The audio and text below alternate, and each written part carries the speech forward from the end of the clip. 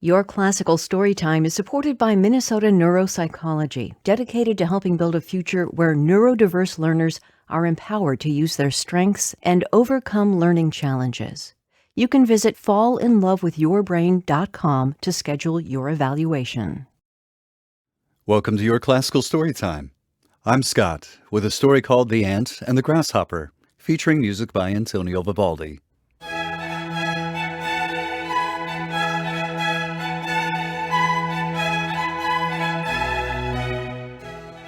Once upon a time, there was a big green grasshopper named Carrie Springer. Carrie lived among the tall blades of wild grass that grew between a farmer's house and a cornfield that stretched as far as you can see.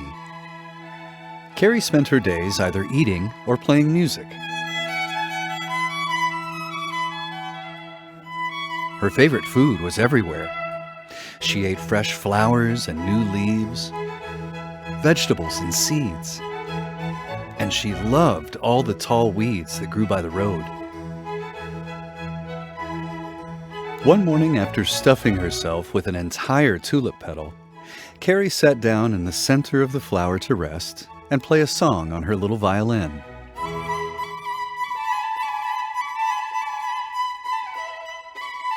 Just then, she saw something that made her stop and look twice as a twig full of new leaves slowly passed by. The twig was carried by her friend, Anton the ant, who stopped for a moment to rest next to Carrie's tulip. Ooh, heavier than it looks. Hey, Anton, how come all you do is work? It is a marvelous spring day. Come on up and play some music with me. I'd love to, but I just can't. There's a lot to do. Like what? The sun is out and there's plenty of food everywhere you look.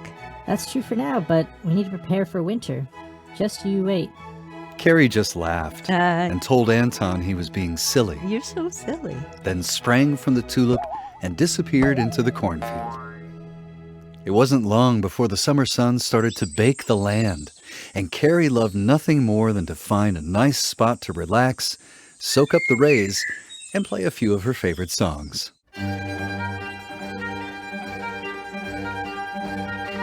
Anton came walking by, carrying a whole potato chip in his mouth.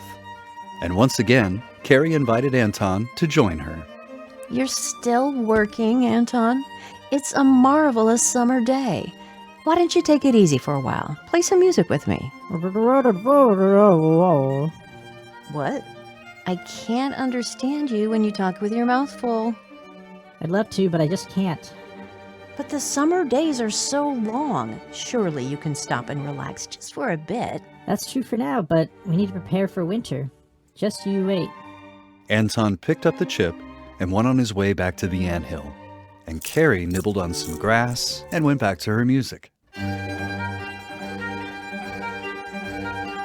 Then the summer sun began to get stingy with its rays, and the warm summer air turned chilly as autumn settled in.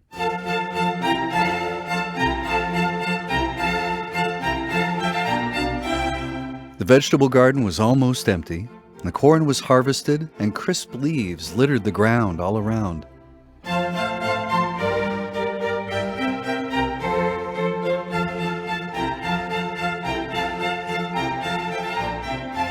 Carrie found that food was getting scarce, but she didn't worry since there were still pieces of corn left behind on the ground.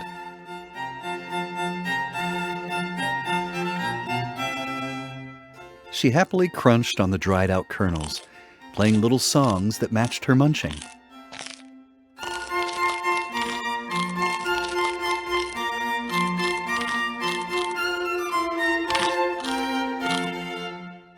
Just then, Anton walked by again, this time lugging an entire corn cob back to the anthill.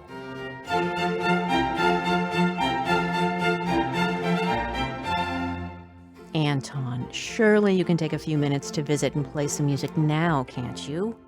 It's a marvelous autumn day. Come sit and play with me. That's true for now, but we need to prepare for winter. Just you wait till winter arrives. You need to prepare, blah, blah, blah. Okay, have fun.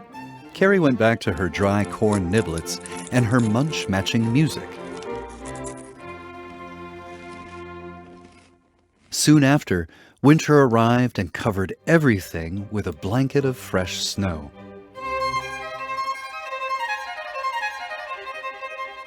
The sun was bright, but it didn't help warm anything up. And at night, the temperature dropped below zero, with wind that made it feel even colder. Carrie knew she was in trouble when she looked for food and found nothing good to eat. Tulip petals were long gone, not a single vegetable left in the garden, and every last kernel of corn was eaten. To top it all off, Carrie was shivering so hard she couldn't even play her favorite songs. Wait a minute. Anton spent every day stocking up food for this very reason. I wonder if I ask nice if Anton will share with me. Carrie tried to jump over to the anthill, but she was just too cold to spring anywhere. So she had to walk, and it took forever. Anton! Anton, are you in there? Please come out. It's me. It's Carrie Springer. Carrie? Am I ever glad to see you? Now that winter is here and I'm cooped up inside, I'm so bored. Wait, what are you doing out here in the cold? I'm looking for something to eat. I haven't found any food for days and I'm starving. Uh-huh. Remember what I told you about winter coming? I know, I was so lazy. I should have listened to you instead of just playing songs. Yeah, but you got to enjoy the sunshine. I worked so hard gathering food for the winter. I didn't take a single moment to enjoy the nice days. Anton, would you mind sharing some of your food with me? I'm so hungry. Anton didn't even think before he answered. Of course. Help yourself to something to eat. Carrie, I know we can't play outside, but is it too late for me to listen to you play your favorite songs? Carrie's face lit up immediately as she agreed, her whole body shaking from the cold. I would love that. Just let me get warmed up first. Anton shared leaves, chips, corn, and all the other good things that he had saved up over the last year. And Carrie shared all her favorite songs.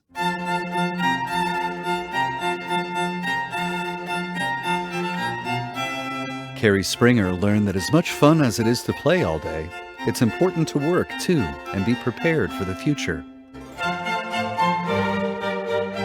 And they both agreed that everything is better when it's shared. The end.